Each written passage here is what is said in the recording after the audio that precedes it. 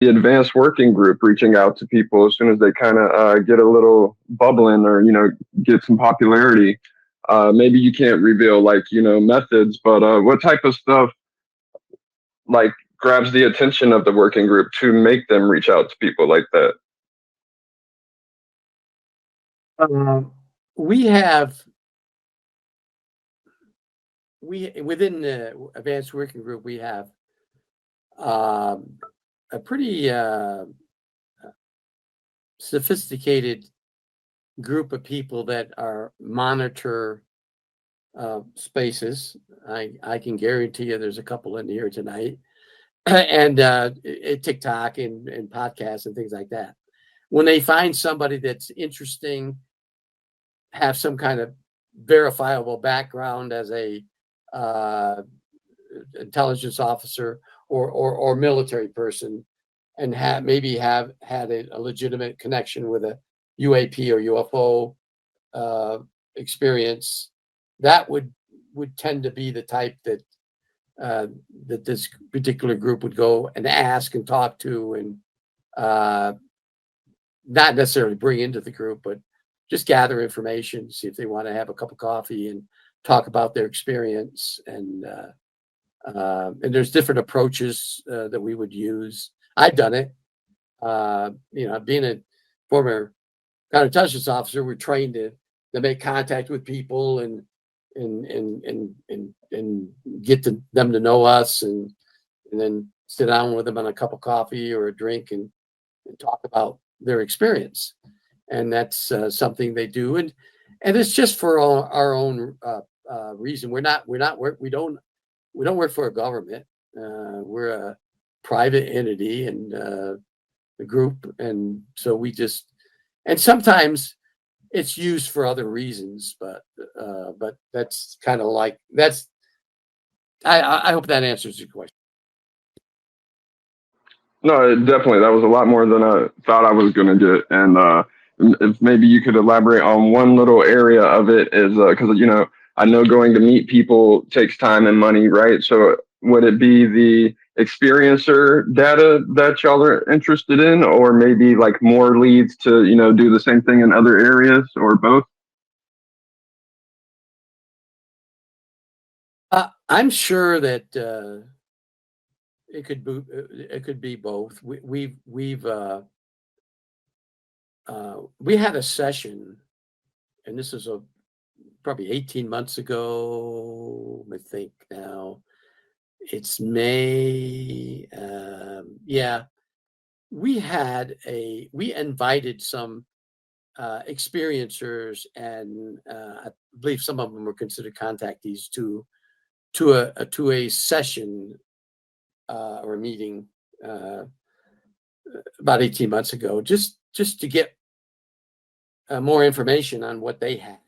And so, and it was very enlightening. I was there, and I mean, I knew very little about the subject. I knew very little about what they did or what they could do. And so we've done that, and that information would just stay within the group. But we are. I think we would be interested in experiencers who have uh, exotic tales to tell us. Okay.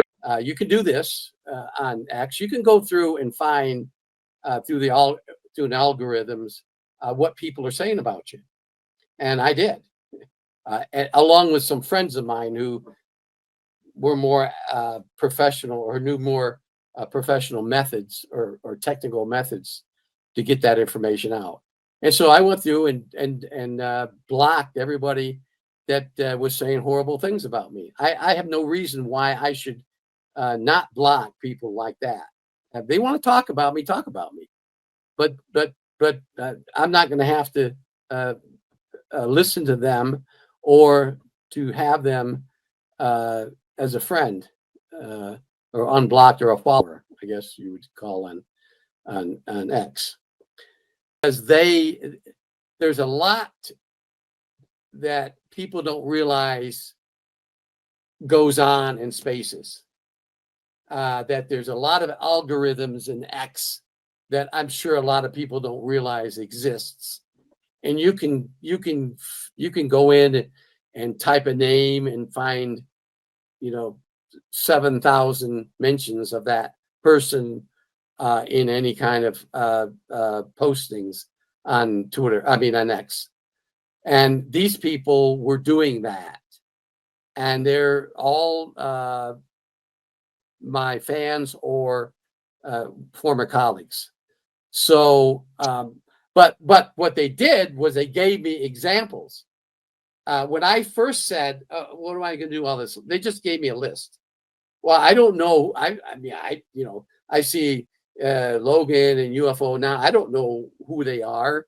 I've never met these people other than Eric. I mean, and maybe a couple others in this room, Brian Jackson. But I don't know who they are. And I first said, "Wait a minute. Do you have any background on any of these people?" Then they sent me the gem or the gold mine. They sent me what these people were saying about me. And that's when I, said, why should I, why not block them if they're saying all these horrible things about me? And that's what happened. That's kind of the sequence of the nature of the in-depth conversation that Doty had with Lou Elizondo as a result of this. This all caused Doty and Elizondo to have some pretty in-depth communication, whereas according to what I was told by Doty just recently, that it worked out for the positive in that they understand each other better, and that could be positive for the future. But I'm not giving Red credit for that, because Red will try to destroy whatever it is, in my opinion, as long as he gets to be in the spotlight and his ego gets to shine. The nature of the in-depth conversation that Doty had with Lou Elizondo as a result of this. Well, I'm not going to discuss that, but I could just say that that was a conversation that needed to be had, and yeah, I mean, I know a lot of things in the back channels. They have these get-togethers, and people are invited, and sometimes they show up, sometimes they don't. There's these group chats and so on and so forth, and there's this, and Doty said it before in these spaces. There's multiple groups of people that have whatever their version. When I say higher people than me and you and all of us, that are trying to manipulate whatever it is they want for disclosure. And they're not all on the same page. But there's something very important here, which you guys were discussing, and I wanted to engage, was that Doty stated that this advanced working group was monitoring all of the social platforms. And I would suggest that everybody consider that there's absolutely no need for them to monitor if they have no intention of manipulating. So again, I keep warning folks that things are way worse than what's being presented, because what's being presented is an operation by former operators all operating together. Another thing that Doty stated at one point in that communication on the X space was he made some statement to the effect of, oh, people make statements like, once you're in the CIA or an alphabet agency, you're always in it, but I don't really agree with that. That's what he said. I'm paraphrasing a bit, but that's effectively what he said. But then in the same conversation, he's saying that he's with this group that's monitoring still.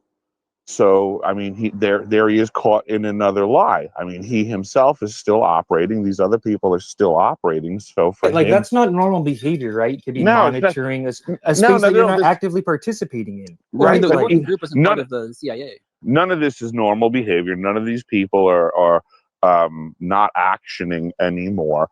Everybody's up to something. This is all shenanigans. Everything that everybody's seeing currently is a total farce. And until they realize that all these people are operating with intent to delude everybody in the disclosure community, that's their intent. Like, once you realize that is their intent, everything they're doing makes total sense. I mean, Arrow's lying.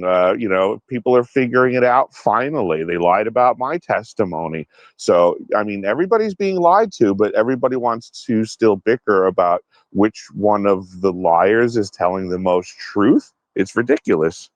Yeah, it's like, why waste our time? This guy just hella lied. Like, What, Reverend Darren Reed, you got your hand up. What's up, sir? Well, I think with all this information that's coming out and kind of seeing what, what Doty's talking about with this, working group and how they're monitoring the UFO community and things like that, like, I think this is something that, we as a community, really have to take, we have to take this seriously, and we have to really kind of look at this and go, Is this our buddy cop moment, Darren? is this is this a group that's working against everybody, right? Sowing those kind of seeds of, getting this to get this community to be what it is right now. Tupas, Amir, is Darren kind of spitting right now? Tupa might be gone. What's up, Eric? Keep cooking, man. Yeah, I just wanted to say to Eric, I appreciate you joining the space and interacting with us. I appreciate it. Yeah, and I'm curious what Eric thinks too, and also Reverend Darren Reed. The other thing we were talking about, we're kind of flip-flopping back and forth between the Doty thing and then the fact that after all these years of hype about this skiff, Grush, Mellon, and Elizondo are all sick on the same day, and even Luna. Committee